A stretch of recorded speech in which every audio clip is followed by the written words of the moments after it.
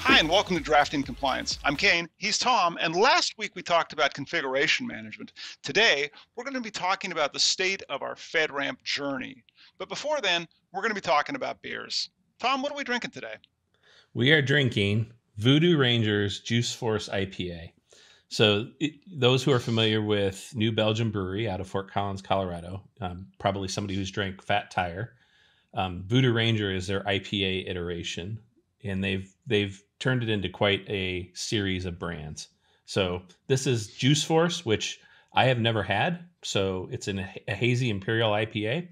So we're in for something that may be somewhat juicy, like literally like a shandy, mixed with a IPA hoppy beer. So I'm looking forward to something like this because I've never had it. So I'm going to crack it. You know, Tom, I can't help but notice your beer can is smaller than mine. How am I supposed to fit this whole thing in the glass? You don't have to. You can just pour a nice glass of beer. And if it's like most of our beer tastings, you're not going to drink it all anyway. So no, that's a fair point. That is a fair point. The last time I had a shandy was in Reading at the Purple Turtle okay. Whew, that's got a nose on it. Interrupt me mid-sentence. At the Purple Turtle in Reading in the UK, and somebody bought me a shandy, somebody who I was working with, and it was tremendously disappointing. Oh, anyway, I thought you might like this has got a nose. Yes, this does have a nose. It pours beautifully. I mean, the top on this is awesome. Oh, we've got sirens in the background. What? You've got sirens? I'm not hearing them. Good. So this has come in to get you now. Yeah, this has wonderful color in my mind. I mean, this doesn't look like a what I would say an Imperial IPA normally looks like. It's a lot lighter in color, almost as a honey. And then, it smells like straight up pineapples to me. I'm getting kind of a nose of cat litter. I have no idea where you get these things. I get the pineapple. To me, I'm getting cat litter. Very fruity. Okay, maybe a little citrusy. Maybe now. Yeah. I mean, I think as the foam goes down, the flavor profile or the nose profile changes. Opens up a little. Yeah, I'm getting less cat litter now. Thank goodness. Oh, that's I'm worried you're just smelling something in your own house. Maybe I don't know, but all right, let's give this a try. Right.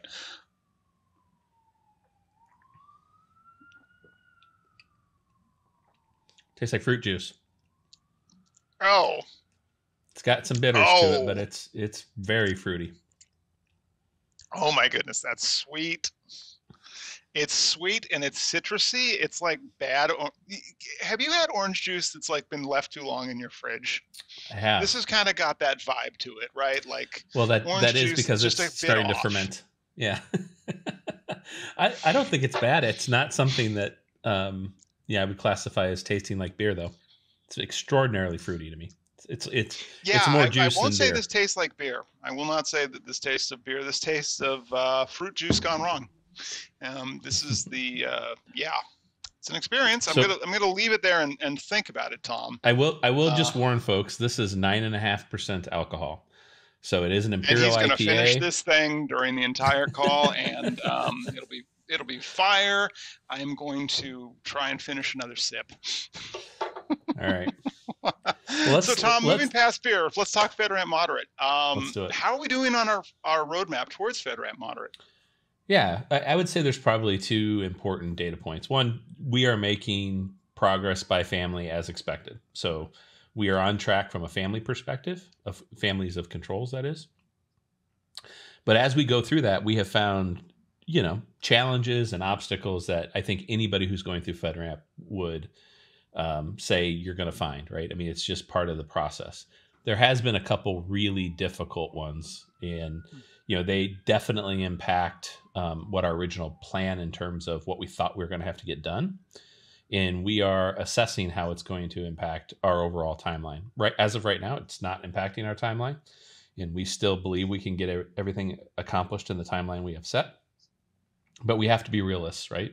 when vendors, I can talk about them, right? It's Auth0, which is one of the vendors, and then Atlassian's Jira product is another one. Both of those products had committed to being FedRAMP moderate themselves. Mm-hmm. And then for reasons that are out of our control or knowledge, that they dropped those plans. Both indicate that they're going to get there eventually, but they're not communicating timelines. Okay, and the reason that's important, they're in our supply chain, right? Very much in our supply chain. So Jira, that's a ITSM product. So it's a ticketing system, and you can run things like inventory management through it. And Jira is very popular in lots of companies. It's popular because of the suite of integrations that it provides. So it's very, very central to a lot of workflow management in companies. And yeah, I'd guess a lot of people on this call probably or broadcast know what Jira does, but you also mentioned Auth0. Can you tell our audience a little bit about what Auth0 does? Sure. Auth0 handles our authentication. So it does, a number of things, and it does it all pretty well. It can do multi-factor. It can do commercial access to products for SaaS companies, which is what we do. It can also integrate to a number of different platforms and provide authentication to all of those. It can do tokens, and it can do password lists. I mean, it does a lot of capabilities. A good way to think of it is it's an authentication broker for our product, and we really like it. The product works really great. It was bought by Okta, and Okta had committed to a FedRAMP timeline for it and then pulled it as well. So we have to figure out a new solution, at least for our FedRAMP instance, for authentication.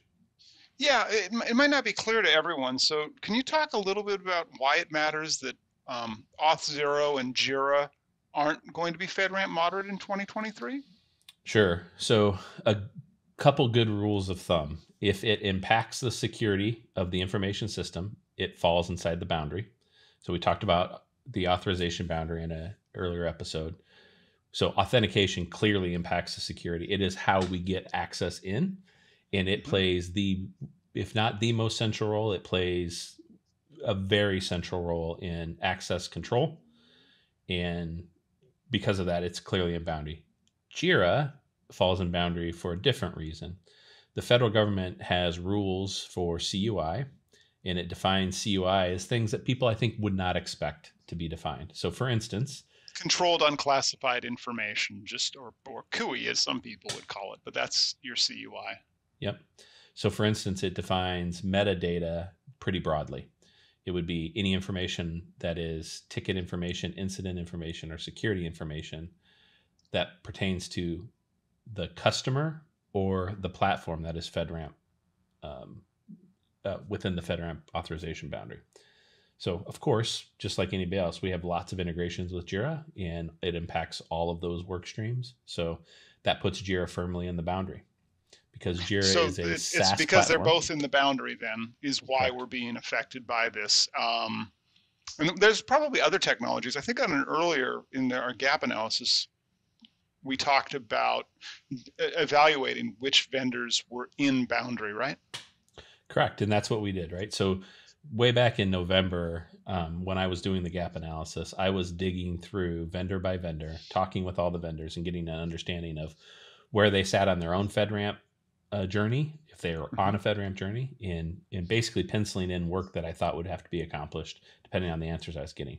I had firmly put both of these pieces outside of our work stream because we felt they would both be ATO'd themselves. So being that they're not authorized to operate nor have a plan to get there in 2023, we now have to contend with it.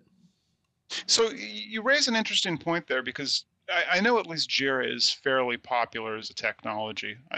And Auth0, I can't comment, but knowing how central they are in other vendors' ecosystems, are you saying that also other vendors are going to be affected by these supply chain issues?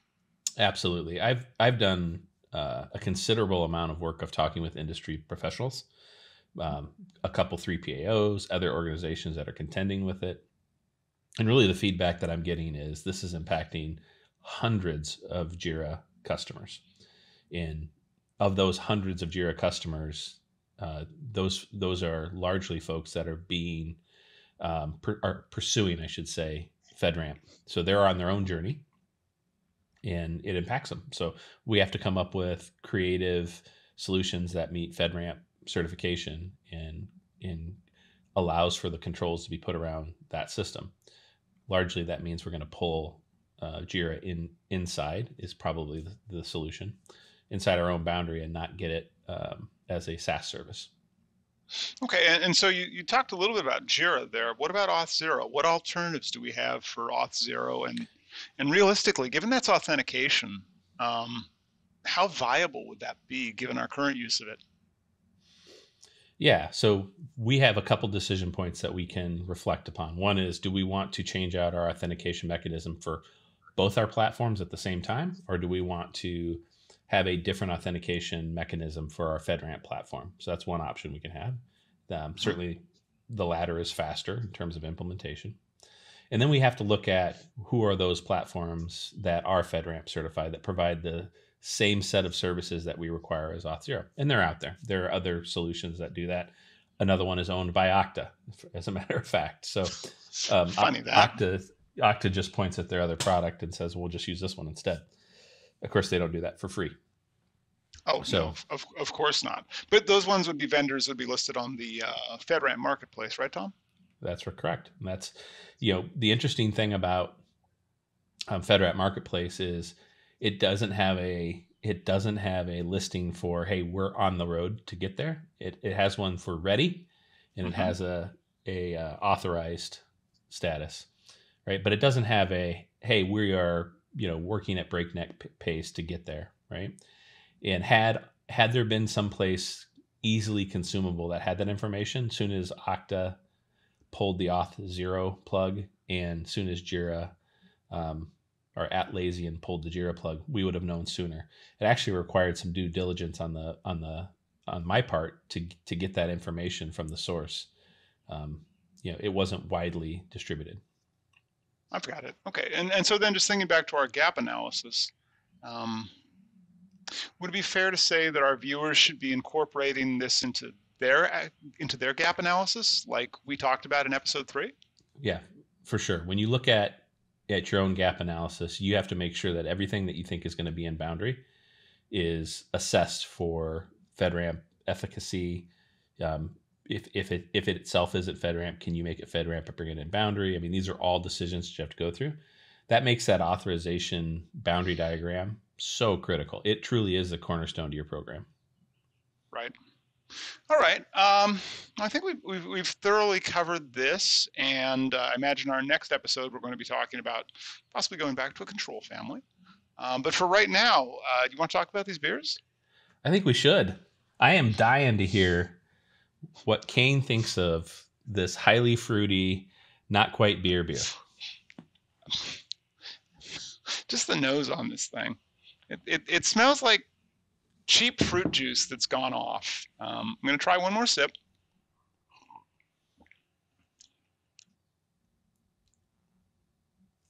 Okay, it's not as offensive as when I first poured it. I'm going to go with a 3. In that, if you've ever had spoiled orange juice, this is probably a great beer for you. That's a 3 out of 10, not a 3 out of 5. I'm not a monster. Yes. What about you, Tom? Well, it's interesting. This is a style of beer that I tend to stay away from in general. So I don't love shandies, and this to me tastes a lot like a shandy. It's extremely fruity, so you get more fruit juice than you do beer. So I'm going to rate it low for different reasons. It's because to me this doesn't taste like a beer. So I too am going to give it a 3 and say that I'll probably agree. Yes, we do agree. I'll probably never buy this and stock it in my refrigerator. But as a saving grace, I'm going to tell you that Voodoo Ranger, the IPA that isn't Juice Force, is a tremendous IPA, and I always have that lying around. So, yeah, we agree, Kane. It's amazing. We finally found a beer that we agree that we don't like. And with that, that's all for today. So please like and subscribe for more of our conversations about FedRAMP and about beer. Thank you.